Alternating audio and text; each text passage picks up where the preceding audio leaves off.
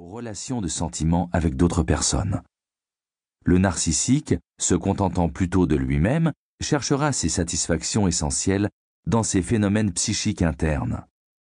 L'homme d'action restera attaché au monde extérieur sur lequel il peut mettre sa force à l'épreuve.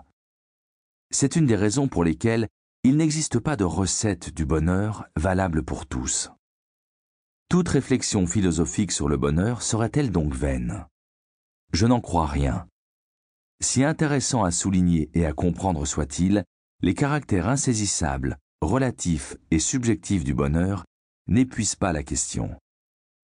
Il est aussi des lois de la vie et du fonctionnement de l'humain qui l'impactent fortement et que l'on peut appréhender tant par la réflexion philosophique classique que par des approches scientifiques, psychologie, sociologie, biologie, sciences cognitives.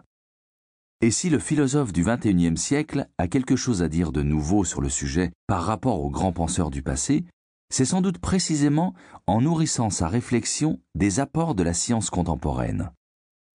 C'est aussi en croisant les savoirs, même les plus anciens, puisque nous avons aujourd'hui la chance de bien connaître la pensée des sages de toutes les grandes cultures du monde.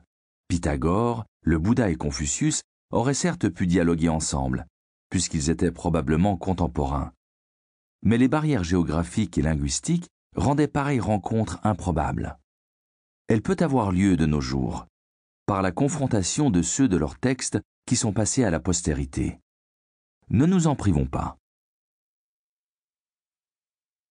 Parce que les anciens étaient convaincus du caractère aléatoire et en définitive foncièrement injuste du bonheur, les diverses étymologies du mot renvoient presque toujours à une notion de chance ou de destin favorable.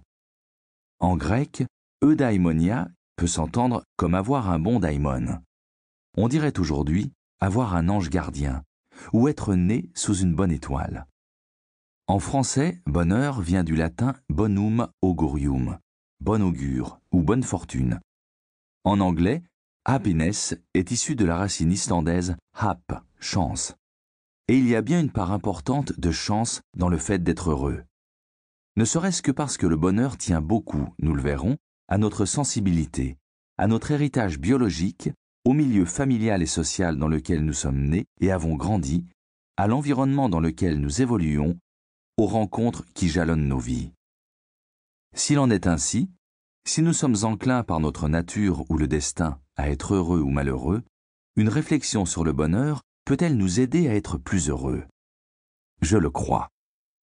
L'expérience, confirmée par de nombreuses enquêtes scientifiques, montre que nous portons aussi une certaine responsabilité dans le fait d'être heureux ou de ne pas l'être. Le bonheur à la fois nous échappe et dépend de nous. Nous sommes conditionnés, mais pas déterminés à être plus ou moins heureux. Nous avons donc la faculté, notamment par l'usage de notre raison et de notre volonté, d'accroître notre capacité d'être heureux, sans pour autant que le succès de cette quête nous soit garanti.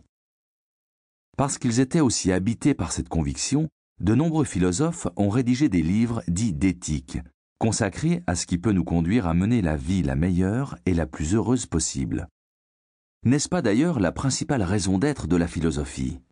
Comme le rappelle Épicure, sage athénien qui vécut peu de temps après Aristote, la philosophie est une activité qui, par des discours et des raisonnements, nous procure la vie heureuse. Cette quête d'une vie bonne ou heureuse est ce qu'on appelle la sagesse. C'est pourquoi le mot philosophie signifie étymologiquement amour de la sagesse. La philosophie nous apprend à penser bien pour essayer de vivre mieux. Mais en ce domaine, elle ne se résume pas à la pensée. Elle a aussi une face pratique et peut, à la manière des anciens, s'incarner dans des exercices psychospirituels.